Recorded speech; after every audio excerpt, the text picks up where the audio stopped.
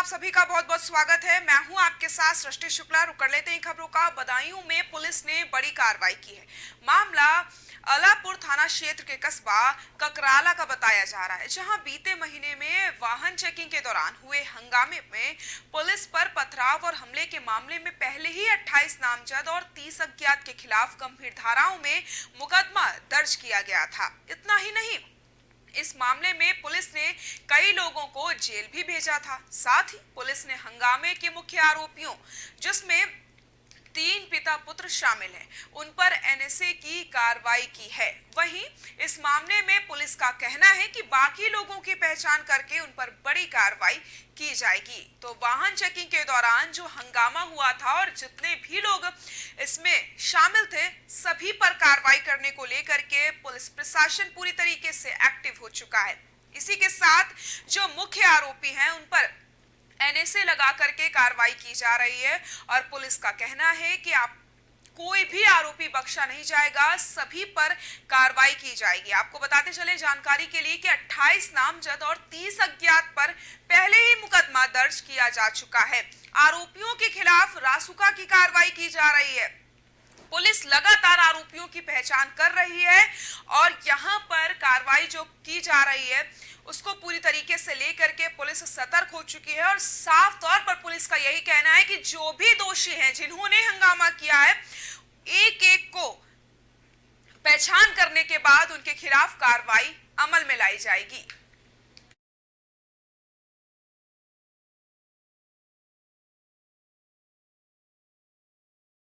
दिनांक 9/12/2022 को थाना आलापुर अंतर्गत ककराला कस्बे में पुलिस के द्वारा वाहन चेक किया जा रहा था।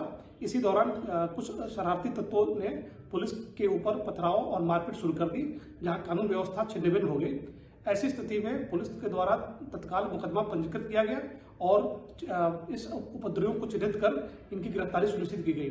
इनमें 4 मुख्य उपद्रवियों के खिलाफ एनएसए की कार्रवाई प्रस्तावित किया गया है और अन्य को चिन्हित कर शीघ्र ही उनके खिलाफ भी ठोस कार्रवाई की जाएगी। खबर बिजनौर से है, जहां पर एक मासूम के साथ दुष्कर्म का मामला सामने आया है। घटना धामपुर थाना क्षेत्र के गांव किराट खेड़ी की बताई जा रही है, जहां एक नाबालिग ने 10 साल की मासूम को खेत में ले जाकर के उसके साथ दुष्कर्म किया है। जानकारी के मुताबिक गांव की महिला खेत के काम में हाथ बटाने के लिए अपने साथ 10 साल की मासूम को ले गई थी। वहीं खेत में घात लगाए बैठे एक नाबालिग दरिंदे ने मासूम को खेत में ले जाकर के उसके साथ दुष्कर्म किया और घटना को अंजाम दे दिया। आरोपी मौके से फरार चल रहा है। इसी दौरान परिजनों ने खेत में मासूम को पड़ा पाया तो सूचना पुलिस को दी गई। घटनास्थल का पुलिस ने जायजा लिया, साथ ही मासूम को मेडिकल परीक्षण के लिए जिला अस्पताल भेजा गया। इतना ही नहीं, पुलिस ने आरोपी को नाकाबंदी करके गिरफ्तार भी कर लिया है। फिलहाल पुलिस आरोपी के खिलाफ मामला दर्ज करके आगे की कार्रवाई में जुट गई है। तो मासूम के साथ दुष्कर्म का मामला सामने आया है, जहाँ पर आरोपी की गिरफ्तारी हो चुकी है। मासूम को मेडिकल के लिए भेजा गया है अस्पताल और यहाँ पर पुलिस लगातार कार्रवाई कर रही है। आपको बता दें कि मासूम के साथ दुष्कर्म का मामला सामने आया है। नाबालिग दरिंदे ने 10 साल की मासूम के साथ दुष्कर्म की वारदात को अंजाम दिया है और पुलिस ने फिलहाल आरोपी को गिरफ्तार कर लिया है।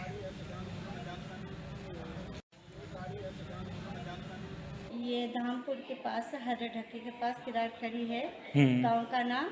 वहाँ पे मेरे देवर और देवरानी रहती है। ये जंगल बार का काम करते हैं। ये जंगल में गए थे और ये बेटी इनकी पीछे से गई। तो इन्होंने देखा मेरी बच्ची नहीं मिली। फिर इन्होंने देखा कि रोल में अंदर से ईख में से आवाज़ आई। इन्होंने देखा तो इनकी बच्ची के साथ बुरा काम हुआ। दिनांक 11/1/2023 को थाना धामपुर के ग्राम किराट खेड़ी से वादी यूनुस द्वारा 112 नंबर पर सूचना दी गई कि उसकी नाबालिग पुत्री के साथ दुष्कर्म की घटना घटित हुई है। इस सूचना को गंभीरता से लेते हुए तत्काल वरिष्ठ पुलिस अधिकारी मौके पर पहुंचे। पीड़िता को डॉक्टरी परीक्षण के लिए बिजनौर भेजा गया है, जहां इसकी स्थिति सामान्य है। अभियुक्त की गिरफ्तारी कर ली गई है और समुचित धाराओं में अभियोग पंजीकृत कर विधिक कार्रवाई की जा रही है। ये धामपुर के पास हरे ढक्के के पास किराट खड़ी है गाँव में प्रवीण तोगड़िया के म्याऊं क्षेत्र का दौरा किया है। आपको बता दें उन्होंने संगठन नाटक बैठक का हिस्सा लिया, जहां उनके दल के लोगों ने उनका जोरदार स्वागत किया। इस दौरान प्रवीण तोगड़िया ने बीजेपी के रामराज पर निशाना साधते हुए पूछा कि रामलला को इतना बड़ा महल मिल गया, लेकिन गरीबों को रहने के लिए छत नहीं मिली। ये कैसा राम राज्य है? राम तो आ गए हैं, राम राज्य नहीं आया। साथ ही बेरोजगारी और महंगाई के मुद्दे को लेकर कहा कि युवाओं को नौकरी नहीं मिल रही, शिक्षा महंगी है। इतना ही नहीं, उन्होंने नौकरी के मुद्दे पर भी प्रशासन और सरकार को घेरा है।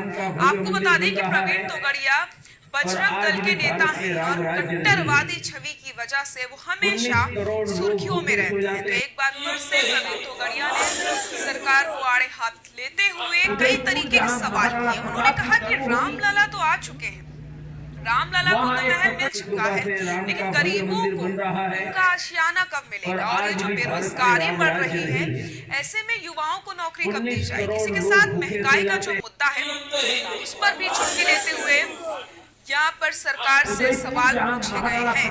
रामराज पर तंज कसा गया है और साफ तौर पर सरकार से ये पूछा गया है कि रामराज ये कैसा है जब गरीबों को ही उनको रहने के लिए घर नहीं दिए जा रहे हैं। उदयपुर जहां महाराणा प्रताप के लिए देश में शिक्षा महंगी हो गई और फिर भी कर्ज लेकर पढ़ोगे तो बोलो रोजगार मिल रहा है, नहीं मिल रहा है। शिक्षा के बाद रोजगार नहीं है। बस क्या किसानों को फसल के दाम मिल रहे हैं? मैंने मुझे को पूछा कि खेत में क्या है कि आलू, मैंने कहा क्या रेट है? 800 रुपये क्विंटल। अरे 800 रुपया तो लगाने का खर्च हो जाता है, उनमें किसान का घर कहाँ से चलेगा? इसलिए देश में शिक्षा महंगी हो गई और फिर भी कर्ज लेकर पढ़ोगे तो बोलो रोजगार। अगली खबर फर्रुखाबाद से है, जहां पर सनसनीखेज मामला सामने आया है। मामला कायमगंज कोतवाली क्षेत्र के गांव दत्तू नगला का है, जहां बीती रात एक पति पत्नी ने संदिग्ध हालत में आत्महत्या कर ली है। सूचना पर पहुंची पुलिस ने घटनास्थल का जायजा लिया है, साथ ही शव को बरामद करके पोस्टमार्टम के लिए भेज दिया है। जानकारी के मुताबिक शाहजहांपुर के कस्बा कटरा का निवासी मृतक संजय बिजली विभाग में संविदा पर मीटर रीडर के पद पर तैनात था और अपनी पत्नी के साथ किराए पर कमरा लेकर रह रहा था। इस घटना से परिवार में कोहराम मच गया है। फिलहाल मौके पर पहुंची फॉरेंसिक टीम ने गहनता से मामले की जांच कर रही है। तो सनसनीखेज मामला सामने आया है, जहां पर दंपति ने संदिग्ध हालत में अपनी जीवन लीला समाप्त कर ली है। पुलिस ने फिलहाल शवों को पोस्टमार्टम के लिए भेज दिया है।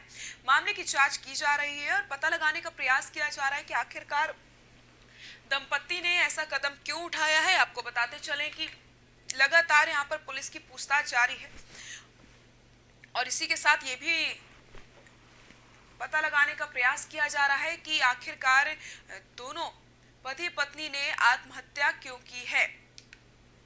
और जैसे ही इस खबर की जानकारी उनके परिजनों को लगती है तो परिजनों में कोहराम यहां पर मच जाता है।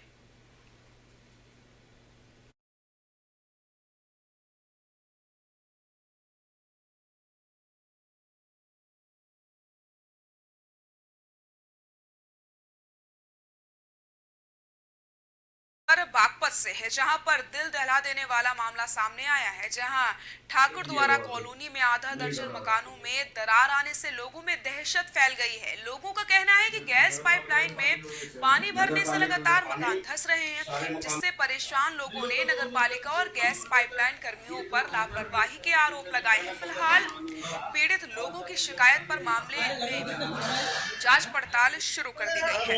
तस्वीरें आपकी टीवी स्क्रीन पर आप देख सकते हैं किस तरीके से यहाँ पर मकानों में दरारें आई हैं, जिससे लोग बेहद परेशान हो चुके हैं। अभी जोशीमठ में जिस तरीके की तस्वीरें हम देख रहे थे, लोग वहां पर डर के माहौल में जीने को मजबूर हो चुके हैं, सभी को अपना घर छोड़ना पड़ रहा है। ऐसे में अब बागपत से भी इस तरीके की तस्वीरें सामने आने लगी हैं, जहां पर कई मकान ऐसे हैं जिनमें दरारें दिख रही हैं। मकानों में दरारें आई हैं, जिसके बाद पीड़ित को कोई राहत मिलती नजर नहीं आ रही है। आपको बता दें, शुक्रवार को डीएम राजकमल यादव ने शहर के ठाकुर द्वारा में मकानों में आई दरारें और जिस तरीके से फर्श पर दरारें आई थी, उन्होंने लिंटरों का जायजा लिया है कि आखिरकार ये सब क्यों हो रहा है। साथ ही साथ पूरे मामले की जांच के लिए अधिकारियों की टीम को गठित कर दिया गया है। साथ ही उन्हें चेताया गया है कि जांच में दोषी पाए जाने पर एफआईआर की जाएगी। बागपत शहर के मोहल्ला ठाकुर द्वारा में 8 मकानों की दीवारों में दरारें आई हैं, फर्श दरक रहे हैं, छत के लिंटर और दीवारों के बीच जगह बन गई है। ये तस्वीरें आपकी टीवी स्क्रीन पर, इन तस्वीरों को देख करके आप अंदाजा लगा सकते हैं कि किस तरीके की वहां पर दरारें पड़ी हैं मकानों में और लोग डर के साए में जीने को मजबूर हो चुके हैं। पीड़ितों ने डीएम को बताया कि 6 महीने पूर्व एक गैस कंपनी ने शहर में गैस पाइपलाइन बिछवाई, जिससे अंडरग्राउंड पेयजल पाइपलाइन क्षतिग्रस्त हो गई है। गैस पाइपलाइन से कनेक्शन के लिए खोदे गए गड्ढे भरे नहीं गए, जिससे नालियों का जो पानी है मकानों की नींव में जाता रहा। बाद में लोगों ने स्वयं गड्ढों को भरवाया। नगर पालिका तो 94 लाख रुपए लेकर बैठ गई है। पानी की पाइपलाइन से ही ये रिसाव हुआ है, ये यहाँ पर बात सामने आई है। इसी के साथ डीएम ने साफ तौर पर कह दिया है कि जो भी दोषी होगा उसके खिलाफ कार्रवाई की जाएगी, क्योंकि लोगों के जो घर हैं वो इस समय उनके घरों में दरारें दिख रही हैं और ऐसे में उन्हें अपना घर भी छोड़ना पड़ सकता है। तो प्रशासन की लापरवाही की वजह से, नगर पालिका की लापरवाही की वजह से लोगों को इतनी परेशानी हो रही है। डीएम ने कहा कि प्रथम दृष्टया प्रतीत हो रहा है कि पाइपलाइन से पानी रिसाव के कारण मकानों में दरारें आई हैं। कुछ लोगों ने नगर पालिका को बताया बिना पाइपलाइन से प्राइवेट कनेक्शन ले रखे हैं, जिससे कि वहां पर पानी का रिसाव हुआ। पानी का रिसाव पता लगाने को लेकर पालिका कर्मी और लोक निर्माण व ग्रामीण अभियंत्रण सेवा के इंजीनियरों को लगाया गया है, जो जांच की रिपोर्ट देंगे। पानी के रिसाव की खोज के लिए खुदाई शुरू कर दी गई है।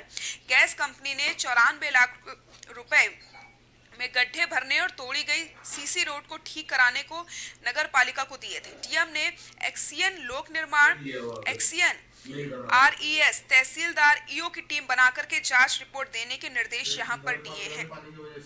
इसी के साथ जिलाधिकारी ने ईओ को फटकार लगाते हुए कहा कि पानी की अवैध तरीके से आपूर्ति करने वालों को नोटिस देने का निर्देश दिए। गड्ढे भरने और तोड़ी गई सड़कें ठीक कराने में घटिया निर्माण कराने पर ठेकेदारों को ब्लैक लिस्टेड करने, एफआईआर कराने और कार्यदायी संस्था की भूमिका की जांच कराने के निर्देश भी दिए गए हैं। लेखपालों की टीम से शहर में ये पता लगाया जा रहा है कि गैस पाइपलाइन बिछाने और खोदे गए गड्ढे कितने लोगों ने स्वयं भरे और कितने पालिका ने भरवाए हैं। तो आपको बता दें, मकानों में दरार आने से करोड़ों के नुकसान का अनुमान भी यहाँ पर लगाया जा रहा है। राधेश्याम बताते हैं कि उनके 75 गज में 3 मंजिला का मकान बना था, जो कि इस समय यहाँ पर दरारें दिख रही हैं। तो आपको बता दें कि जिस तरीके से जो दरारें आपको टीवी स्क्रीन पर दिख रही हैं मकानों में, कहीं ना कहीं ये तस्वीरें दिल इसलिए दहला रही है क्योंकि अभी जोशीमठ की जो तस्वीरें आ रही थी वो कोई भूल नहीं पाया है। जोशीमठ में जो लोगों का दर्द है वो हम महसूस नहीं कर सकते हैं, वो सिर्फ वही लोग महसूस करते हैं जिन्होंने अपने घर छोड़े हैं, जिन्होंने अपने खून पसीने की कमाई लगा करके अपने आशियाने को बनाया और एक पल में सब कुछ बिखर के रह जाता है। तो उन लोगों का जो दर्द है वो हम महसूस नहीं कर सकते हैं क्योंकि वहां पर हम मौजूद नहीं है। लेकिन जब उन तस्वीरों को हम देख रहे थे तो कहीं ना कहीं हमारे भी रोंगटे खड़े हो जाते हैं कि उन लोगों पर क्या बीत रही होगी। उस दर्द को सिर्फ और सिर्फ वही महसूस कर सकता है जो वहां पर मौजूद है। कि आंखें साफ तौर पर बताती हैं कि वो कितने दर्द में है इस समय। किसी को भी अपना जब घर छोड़ना पड़ता है तो वो किस दर्द से गुजरता है वो सिर्फ उसी को पता होता है। और कहीं ना कहीं जब उत्तर प्रदेश के बागपत से इस तरीके की तस्वीरें सामने आई तो प्रशासन में हड़कंप मच जाता है। नगर पालिका की लापरवाही यहाँ पर साफ तौर पर देखने को मिल रही है और नगर पालिका की वजह से ही लोगों को यहाँ पर इतनी परेशानियां हो रही है। कहा जा रहा है कि जो दरारें आई हैं करोड़ों का नुकसान बताया जा रहा है। जरा सोचिए आप, 94 लाख रुपए इतनी बड़ी रकम ली जाती है गड्ढों को भरने के लिए, लेकिन इस पूरी रकम का यहाँ पर बंदरबाट किया जाता है। जो अधिकारी हैं, जो नगर पालिका के लोग हैं, पूरे पैसे डकार जाते हैं, अपनी जेबों में पूरे पैसे भर लिए जाते हैं। काम के नाम पर सिर्फ और सिर्फ खानापूर्ति। अगर उन 94 लाख रुपए में से थोड़े से भी पैसे काम में इस्तेमाल किए जाते तो शायद ये दरारें आज देखने को नहीं मिलती।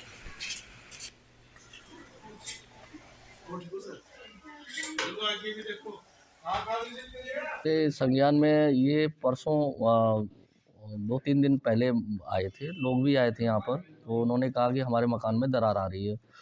तो मैंने कहा कि चलो मैं दिखवाता हूँ। तो मैंने वहाँ पर मतलब हो सकता है मेरी पाइपलाइन कोई मिसिंग होगी अंदर ही अंदर, तो बीच में ही खुदवाया उस रोड को। तो वहाँ के व्यक्ति विशेष ने ये कहा कि 8 महीने पहले यहाँ पाइपलाइन पड़ी थी गैस की, जिससे कोई ना कोई फॉल्ट हुआ होगा पानी का या उनकी गैस से लीकेज हुआ, उसी से पानी डैमेज वो अपने बर्मा से किया होगा।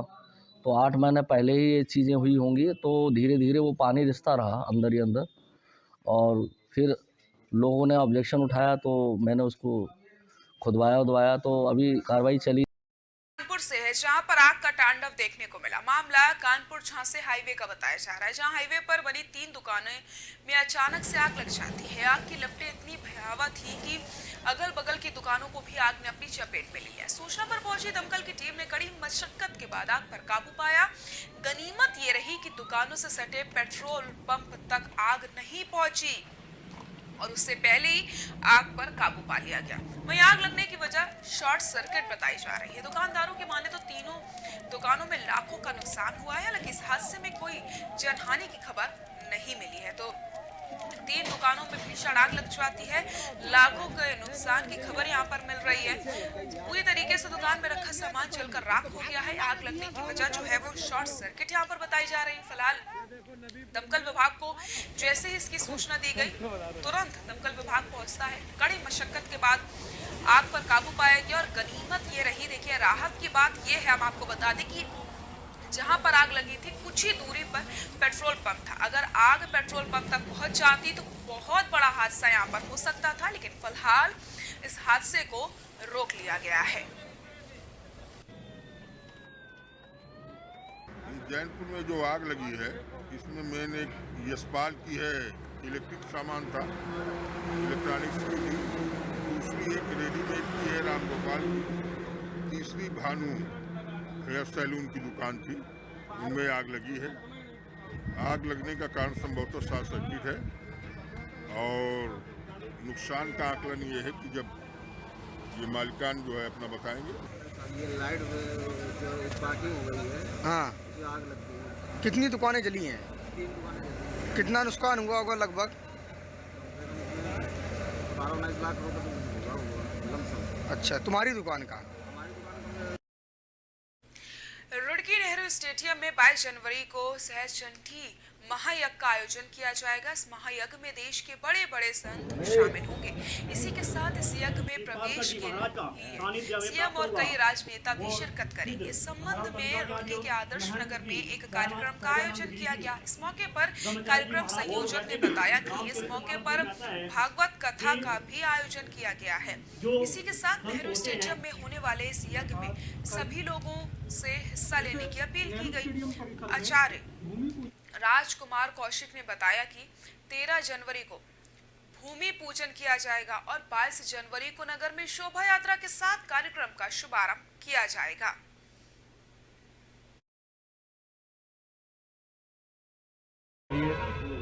आर्यादि जी ने पूर्ण विस्तार से आपको विषय बतलाया है, विषय वस्तु के विषय में बतलाया है।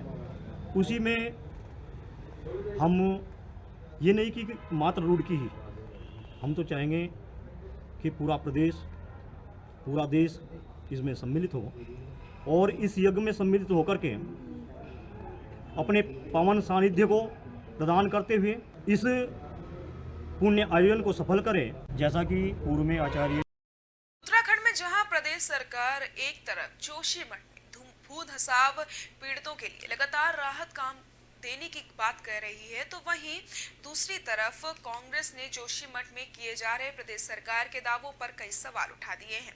इस मामले में कांग्रेस प्रदेश प्रवक्ता गरिमा मेहरा दसौनी ने प्रदेश सरकार पर जुबानी हमला करते हुए कहा कि ये चिंता की बात है कि उत्तराखंड सरकार एक भी मंत्री जोशीमठ में रात्रि प्रवास करने को तैयार नहीं है। खुद चमोली जिले के प्रभारी मंत्री डॉक्टर धन सिंह रावत भी जोशीमठ में रात्रि प्रवास को राजी नहीं है, जिससे पता चलता है कि सरकार जोशीमठ को लेकर कितनी गंभीर है। उन्होंने प्रदेश सरकार से जोशीमठ पीड़ितों के लिए किए जा रहे राहत कार्यों पर जल्द से जल्द तेजी लाने की अपील करी है।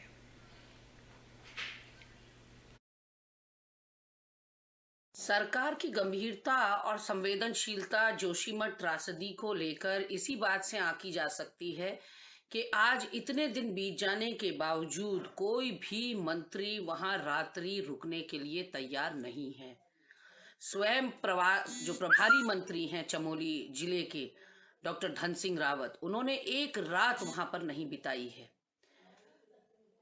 कांग्रेस का डेलीगेशन माननीय मुख्यमंत्री जी से मिला और उनसे निवेदन किया कि मंत्रिमंडल के कुछ सदस्यों को जोशीमठ में रुकना पड़ेगा, कैंप करना पड़ेगा, तभी लोगों की हालात सुधरेंगे।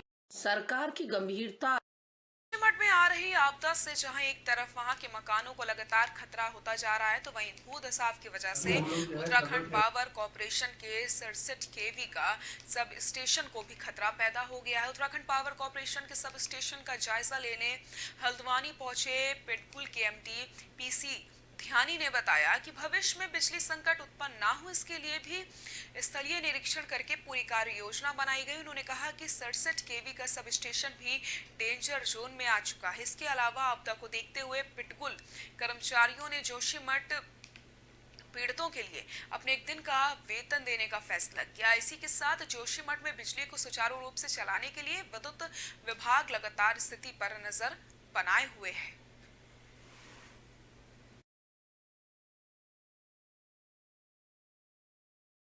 ट्रांसमिशन नेटवर्क हम मजबूत बना रहे हैं और आगे जो गांव तक बिजली देने का काम है वो उत्तराखंड पावर कॉर्पोरेशन लिमिटेड का है। लेकिन हम चाहते हैं कि यहाँ पर जो हमारा जो पूरा रिंग फेंसिंग है, यदि गढ़वाल में बिजली चली जाए तो कुमाऊं से वहाँ पर उसकी सप्लाई हो जाए, और यदि कुमाऊं में बिजली चली जाए तो गढ़वाल से उसकी सप्लाई आ जाए। मतलब पूरी रिंग फेंसिंग की तैयारी हमारी इसमें कर रहे हैं। देखिए अभी मैं ये देख रहा हूँ कि जो हमारे यहाँ पर कुमाऊं में 3 महत्वपूर्ण बिजली का जो अभी आ रहे हैं, जिनके हमने टेंडर निकाल दिए हैं। एक तो लोहा घाट में है, तो मैंने उसका स्थलीय निरीक्षण किया कि वो ज़मीन उपलब्ध है या नहीं है, उसमें क्या उस फिजिबिलिटी क्या है। लोक सेवा आयोग उत्तराखंड की आयोजित लेखपाल परीक्षा के प्रश्न पत्र लीक होने के मामले में उत्तराखंड एसटीएफ को एक अहम कामयाबी मिली है। एसटीएफ ने कार्रवाई करते हुए इस मामले में 4 आरोपियों को गिरफ्तार किया।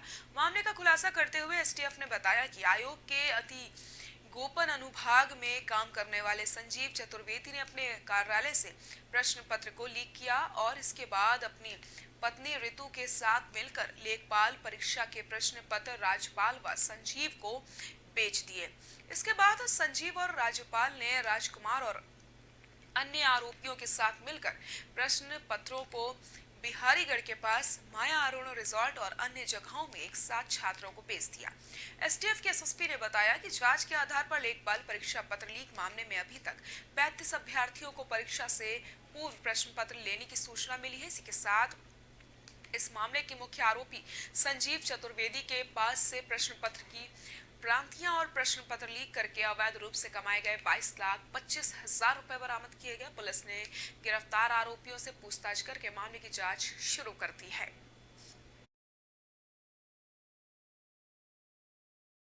क्षेत्रों में से गिरफ्तार किया गया है हरिद्वार में, जहां के निवासी हैं। और इसमें जो अभी क्योंकि टीम्स हमारी बाहर हैं, लगातार बरामदगी के प्रयास चल रहे हैं। जो अनुभाग अधिकारी हैं संजीव चतुर्वेदी, उसकी अभिरक्षा से 22.5 लाख रुपए अभी तक हमने बरामद किए। देखिए इनको अन्य अलग अलग क्षेत्रों में से काशीपुर में सड़क सुरक्षा सप्ताह को लेकर के जिले के अपर पुलिस अधीक्षक अभय प्रताप सिंह और पुलिस क्षेत्राधिकारी वंदना वर्मा ने एक बैठक का आयोजन किया। इस बैठक में सीनियर सिटीजन के साथ ही पुलिस अधिकारियों ने भी शिरकत की है। सड़क सुरक्षा सप्ताह के तहत सीनियर सिटीजन ने जागरूकता रैली का आयोजन किया। जागरूकता रैली के तहत यातायात नियमों के स्लोगन के जरिए लोगों को जागरूक किया गया है। सड़क सुरक्षा सप्ताह के तहत लोगों को जागरूक करते हुए ये जानकारी दी गई है कि 2 पहिया वाहनों पर हेलमेट लगाकर ही चलना चाहिए। वाहनों के चेकिंग के दौरान पूरे कागज अधिकारी को दिखाएं। इसी के साथ कार चालक सीट बेल्ट का प्रयोग करें। शराब पीकर वाहन ना चलाएं। गाड़ी चलाते समय मोबाइल का प्रयोग न करें और नाबालिग बच्चों को वाहन चलाने ना दें। वाहन चलाते समय नाबालिग बच्चे पाए जाते हैं तो उसकी स्वयं जिम्मेदारी अभिभावकों की होगी। इस रैली के तहत लोगों को यातायात नियमों की जानकारी देने के साथ ही उनसे यातायात के नियमों के पालन करने की अपील भी की गई है।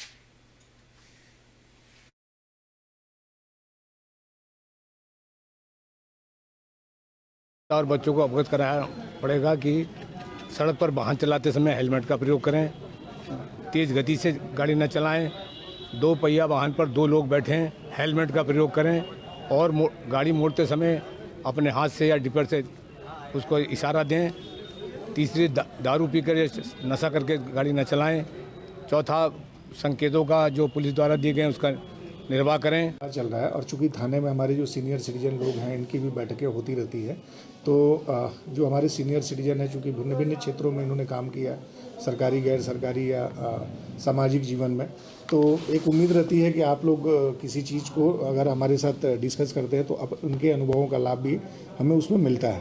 तो सड़क सुरक्षा का मुख्य उद्देश्य यही था कि यातायात का जो भी नियम है उन नियमों का पालन करते हुए सभी लोग सुरक्षित तरीके से अपना आवागमन सुनिश्चित करें। उत्तराखंड के बहुचर्चित अंकिता भंडारी हत्याकांड में एसआई टीम ने मुख्य आरोपी पुलकित आर्य और उसके 2 साथियों के नार्को और पॉलीग्राफ टेस्ट की मांग कोर्ट से की थी। कोर्ट ने इस मामले में अपना फैसला देते हुए इस केस के मुख्य आरोपी पुलकित आर्य के नार्को और पॉलीग्राफ टेस्ट की अनुमति दे दी, जबकि उसके 2 साथियों के नार्को टेस्ट की अनुमति नहीं मिल पाई। एसआईटी की तरफ से नार्को टेस्ट के लिए एप्लीकेशन दे दी गई है। मामले की जानकारी देते हुए ADG law and order doctor V Murugesan ने कहा कि अंकिता हत्याकांड मामले में जांच अभी चल रही है। ऐसे में पुलकित आर्य का नार्को टेस्ट इस केस को नई दिशा दे सकता है। उन्होंने कहा कि कोर्ट में पुलकित आर्य के वकील की तरफ से कुछ सवाल किए गए हैं जिन्हें टेस्ट के दौरान पूछा जाएगा।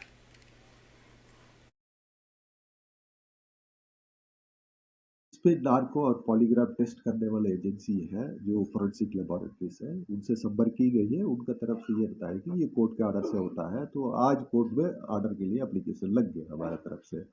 जैसे कोर्ट का ऑर्डर जाएगी वहाँ पे CFSL पे, और CFSL अपना जो स्लॉट देखते हुए वो टाइम देंगे, पर उसके बाद ये दोनों टेस्ट होगा जो हमारे एक अक्यूज्ड जिन्होंने सामने दिया उनके। कितना महत्वपूर्ण रहेगा सर मान लीजिए? ये बहुत महत्वपूर्ण रहेगा हमारे लिए कि उस पर कई सारा सवाल रहेंगे हमारे, जो भी अभी तक कुछ बात सामने नहीं आ रही, वो उनके दिमाग में जो होगा तो फिर बाहर आ जाएगा। इस पे खबरों में फिलहाल के लिए इतना ही। देखते रहिए ओंकार न्यूज़। नमस्कार।